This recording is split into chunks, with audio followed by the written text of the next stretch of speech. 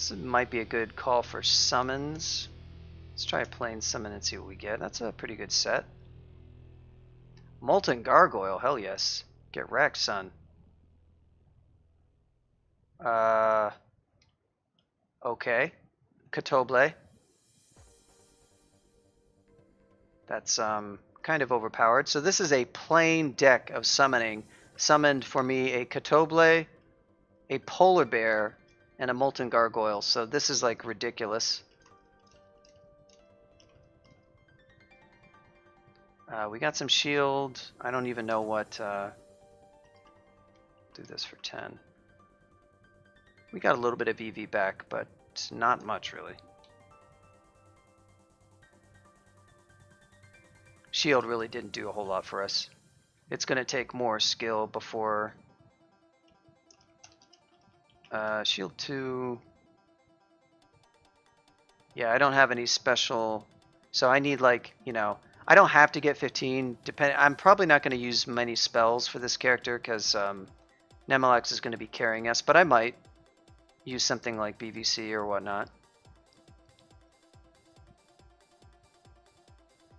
The 15 runes. Oh, Joseph, he's a little bit nasty. His range is kind of bad.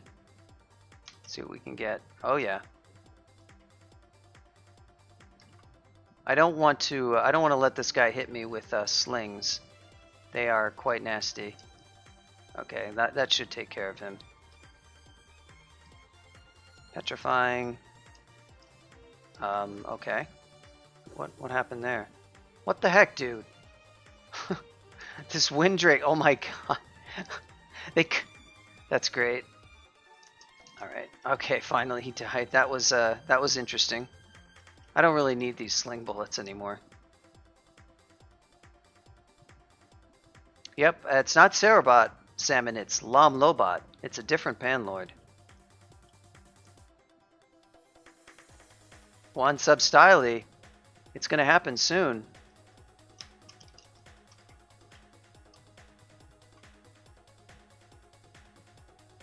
Look at that high score. He's working on it. I think he has a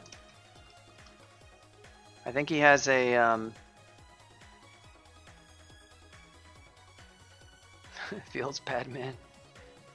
He's got a... Oh, look at this. Substyley the Severer killed the ghost of Substyley the Severer. How nice.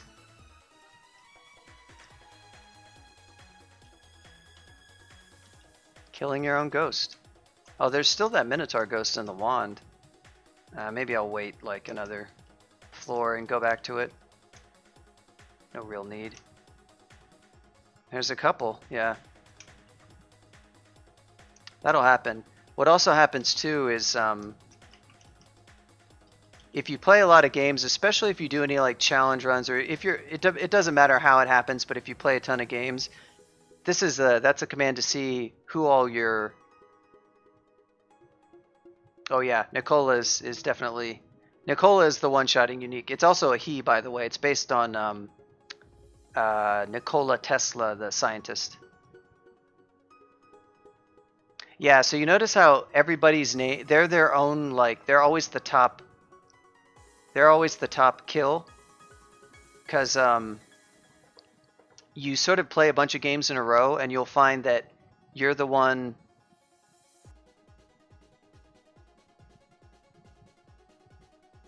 You're the one who, you're the one listed first. Yeah, it's true for most people that they're listed first, because you'll play a bunch of games in a row. If you're doing challenge runs or if you're learning or whatever, you'll just run into your own ghost and you'll die to your own ghost. Wonder if Substyley has any kills yet. Oh, there you go. You got 3 ghost kills. You haven't died to your own ghost yet, so...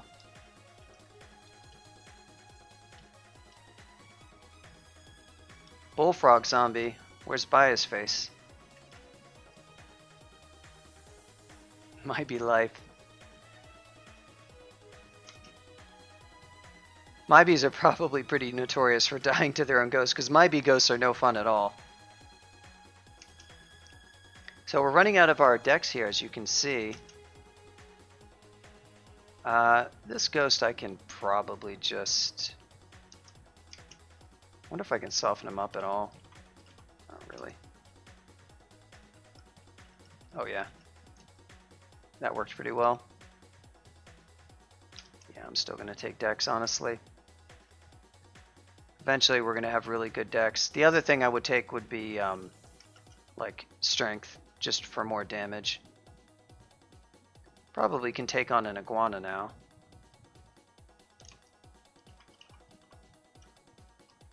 Well, I guess I will. Oh, there it goes.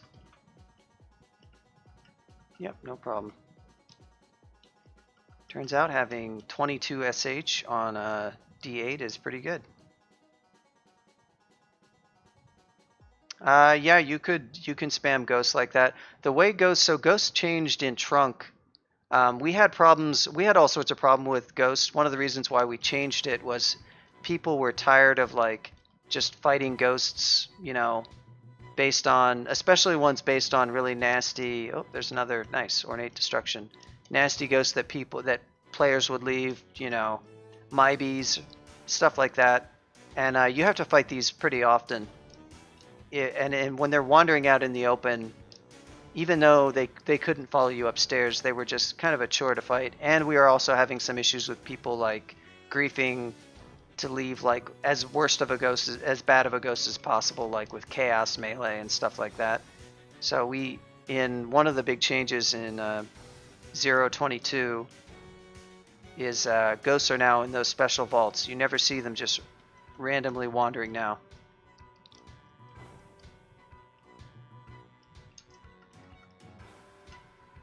Alright, this guy's getting pretty strong. He's able to tab quite a bit more.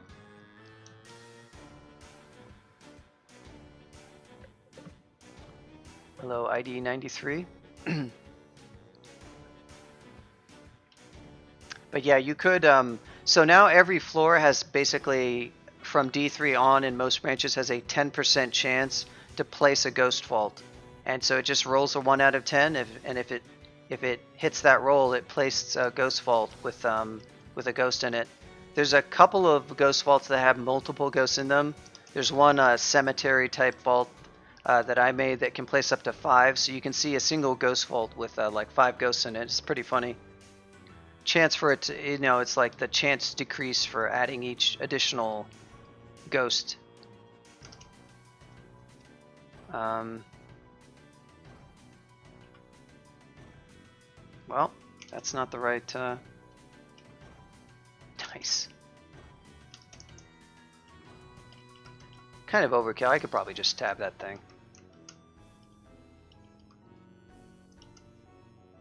5 Mybe ghosts in a tiny vault. I want to have really good EV for this, AV POW. Right now, Dex is not doing a whole lot for me, but I just want my EV to be like in the 30s for this type of character. So having Dex is very important for that. Because this is a melee Octopode, and I'm probably not going to be using forms. If you were using forms, well, I still on transmuters I still like to have Dex, honestly, because just you don't have any other defenses in like dragon form, which is the preferred form that I have. Statue form, it's a little bit better because you can still wear a shield. But if I were using, like for an Octopode, I would most prefer to have dragon form. Statue form would be also acceptable, but I'm probably not going to use forms for this character. Especially since I just did one that uses forms. So that means I really want to have my evasion. For other characters that I would often take strength, but this is one where I like. This is a good shop. So now we finally rolled into teleport. We're going to buy... How much teleport do I have? I have 3. Definitely going to buy this.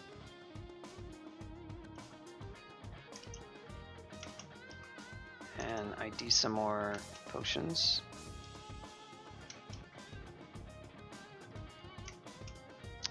We'll go... We probably don't need the extra teleport, but I am going to go ahead and buy it. I'll buy those two, I guess.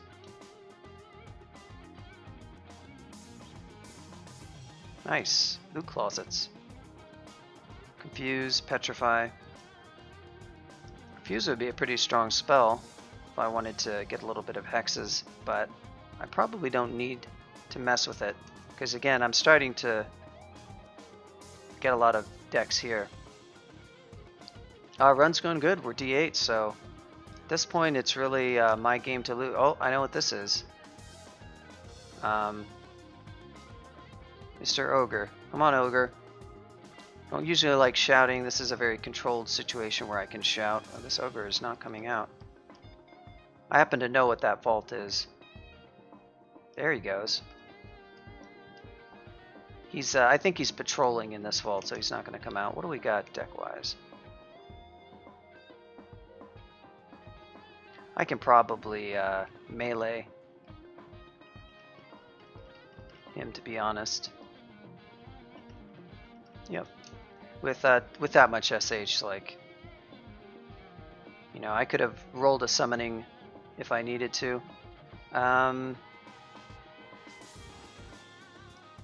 So eventually we want to get dodging. I kind of need to do something about shield before I can really do a lot with dodging is the problem.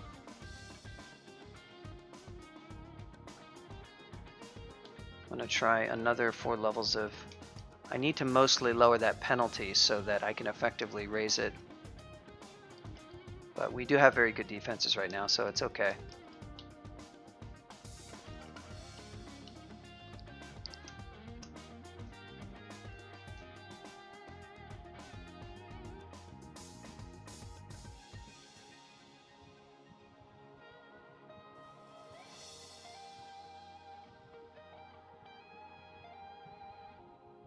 So the ratio of EV use, I would say something like 1.5-ish EV is about as good as 1 AC.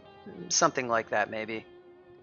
What happens is that AV, you know, EV is not as good as AC because it works on a lot fewer things. AC works against explosions, and it works... yeah, I mean, anything that just has really high accuracy, it works...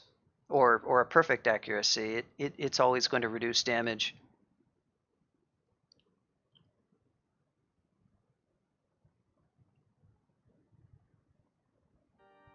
Well, it's never really going to be equivalent because armor also has something that's called guaranteed damage reduction. If it's an attack that would effectively if it's a melee attack or a launcher attack, damage cannot be higher than it's something like whatever the GDR value is of the armor, or that it'll be that percentage times the attack value. And the only condition on that is it looks at AC over 2 as the maximum. It's sort of like whichever is lower, AC over 2 or the GDR percentage applied to damage, which is not, the AC over 2 is not going to be relevant if you're in plate because your AC is going to be so high. EV, on the other hand, can only dodge certain things, and the accuracy bonus that you get from EV starts to just taper off as EV gets higher and higher and higher.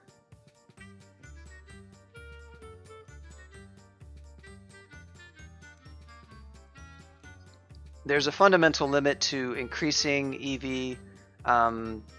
There's a fundamental limit to increasing AC as well, but basically EV has like a step down that applies as you get to higher and higher levels, so you could never really get an evasion that gave you like the same average damage as plate, assuming that the attack was an attack that applied GDR and also applied EV. So any explosion would be irrelevant because that bypasses EV altogether. But if it were like a melee attack, I don't think you could ever get EV high enough to match the damage reduction from the crystal plate.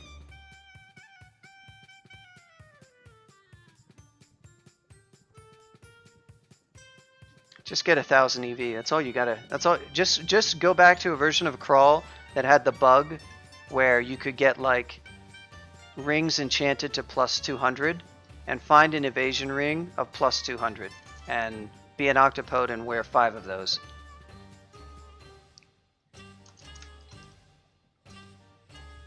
That's all you got to do.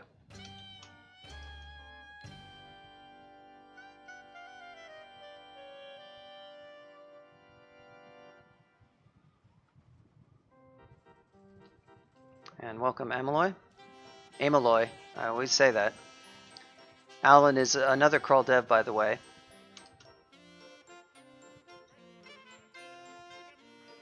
If you don't like anything about crawl, just assume that he made the change and it wasn't me. And you can complain to Alan. Okay, so there's the degen card. I just used that to maybe soften it up, and it turned it into an ice beast, which honestly I probably could have just meleeed the ogre. It didn't really help my situation. But monsters are having a hard time hitting me. I'm kind of being a little bit overly cautious here.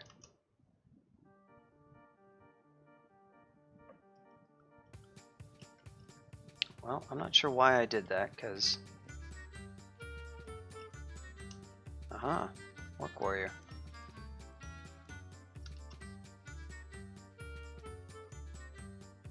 Pain. Not bad. Barely resists. Alright, so there goes the plain destruction. I could para this guy too. What is he wielding? Short sword. Plus 2 trident might be enough. Yeah, no problem. 23 SH. Let's be honest, it's a lot. Oh, that Orc Priest though. 1 smite. I am being very cautious because this is a streak. Oh, aren't you clever? Aren't you... Oh, and I didn't even get to constrict him. Oh well, I still can constrict. I guess I did constrict him. He had the power play. Wasn't enough, but it was still quite powerful tech.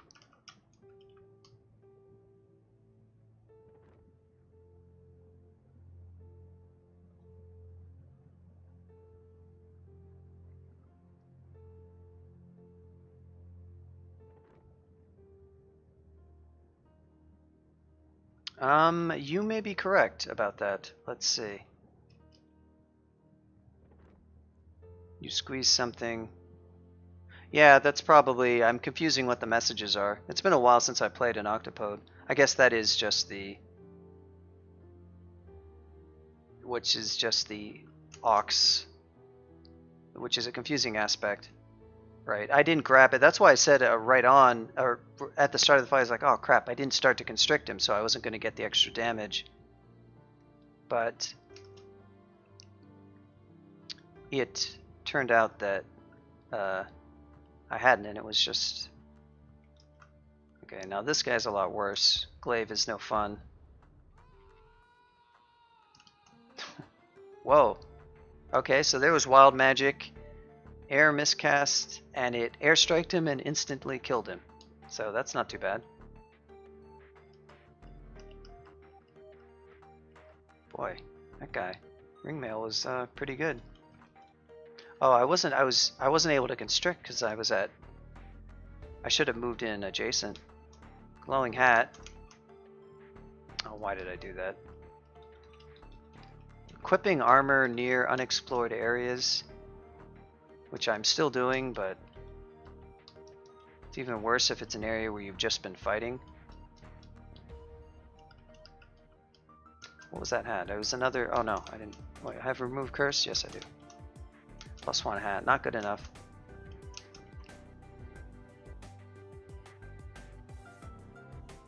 Another bug, presumably added by Alan. He's always adding bugs. He's adding bugs because he knows Advil likes to fix bugs. Advil is our current bug fixing king.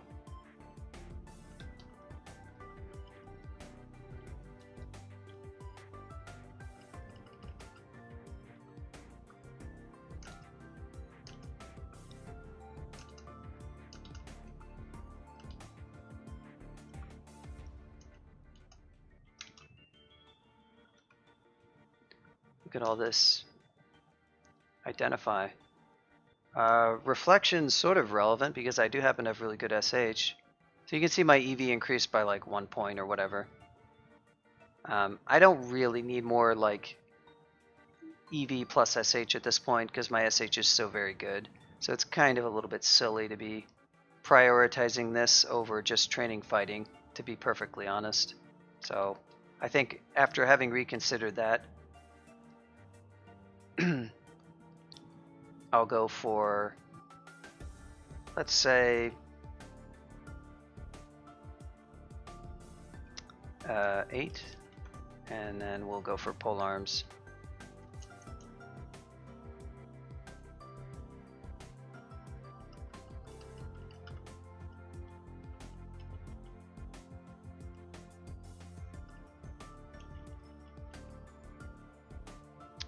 Big air spells. Swiftness, that's a very good spell.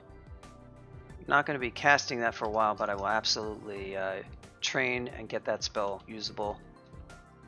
Very, very strong spell that a lot of people don't bother using, but they really should. Especially on a character like this, I would say. Good target for Poly. That's probably better. I mean, I could probably just melee that guy, just like I said before.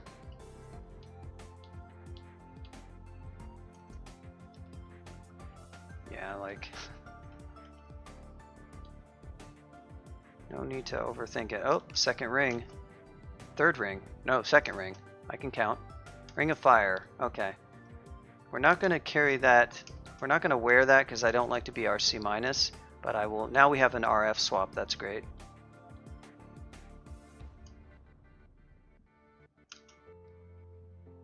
So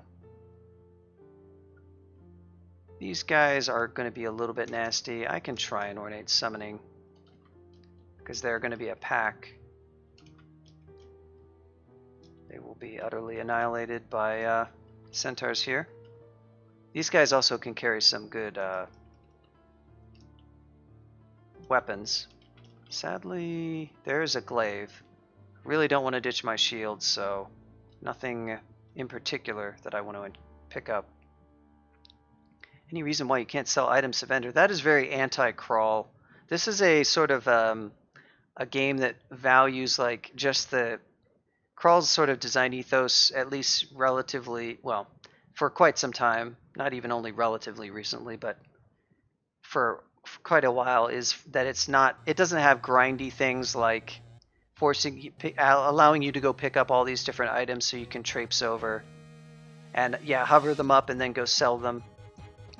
It's not a NetHack style of roguelike where you can do stuff like that. It's not trying to let you do all those things. It wants like everything you can do to be like sort of like the essentially fun stuff.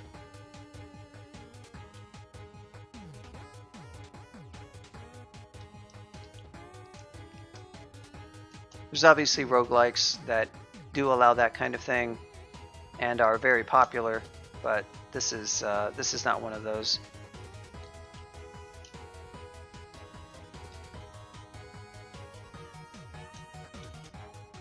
I guess I don't know why I did that way. Now I have to go take different stairs. Okay, so there I just went downstairs and now you saw I got a gift. That's pretty typical. No, this is not a great area. Let's try some Ornate Summoning, and I'm gonna supplement it with, well, we'll see how this goes. Yeah, so there's the Priest.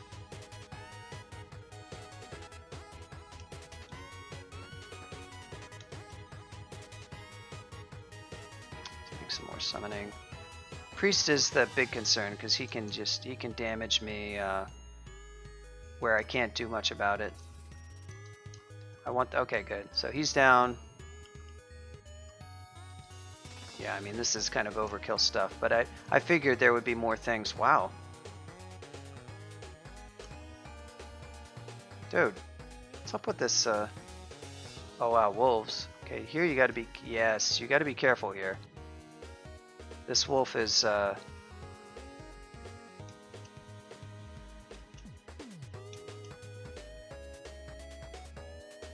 we go.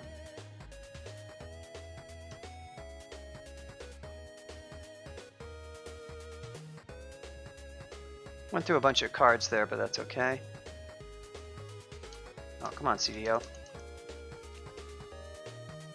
I did? Alright. Now I'm looking for Blink Scroll. Fog Scroll isn't bad either. So yeah, if you want to win a game, don't forget to use your cards. You can see I'm playing super slowly because I'm on a streak and I want to win. So if you don't have to play as slowly as I am. Oh, good. Explore right into the Orc Warrior.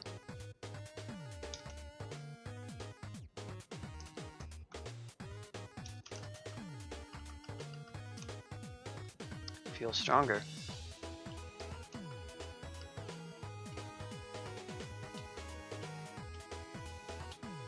Oh boy.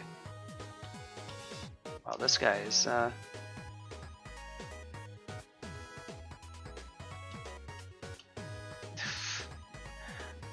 not able to really hit this guy. It's particularly annoying. Not a lot I can do about it. It's going to be hard to fight the Sky Beast after this guy dies, but I can just kite him around.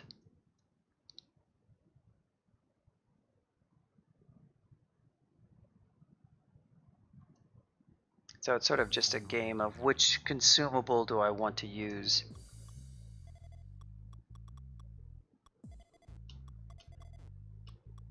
Okay, so we finally took him out. Now this guy is... I can probably just go ahead and draw out a summoning and... There we go. There's Grom. That's why we felt the wolf. We will probably... Do whole arms have a piercing effect? No, they don't. They just have a reach attack. And that means you get a free hit from a tile away. And sometimes you can use it to totally cheese a helpless monster if it's like on the other side of deep water or lava and it has nowhere to go. You can just sit there and hit it. So it's a free attack. The base damage of polearms is also really good. They're very XP intensive, but they do good damage. They have a free reach attack. You can also poke monsters from behind. You can poke like a monster 2 tiles away with a reach attack, either behind your own ally or behind a hostile monster that's maybe much weaker. And you don't generally want to do that because you have a 50% chance to miss, so it makes your melee really awful. But if the thing that you're trying to poke is somehow super dangerous or just really dangerous, and it's safer for you to be behind an ally, then it can be useful. Some people overuse that aspect of it and just try to always poke behind allies when they really shouldn't be. They could just be attacking adjacent and be perfectly fine. So don't overuse it, but it's very useful. Yeah, like I often don't even like polearms for summoners because most of the time you want to be just fighting the monster adjacent along with your summons. I mean, it's nice, but you can just fall back behind the summons and let the summons kill something. You don't really need the reach. It is really convenient early on in the game, though, when you're a lot weaker. That's when I tend to do most of it. And then later on, it's not something I use quite so much. But it can still be situationally useful.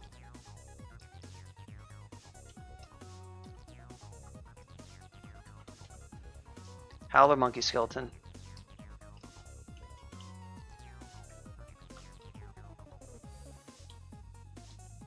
More heal wounds, that's good. Snorg. Alright, this guy's no joke. I might be able to 15%, that's awful. So for this guy to kill him, I'm probably going to go ahead and use summons. Trying to take him out with melee, I could just exclude him and walk away.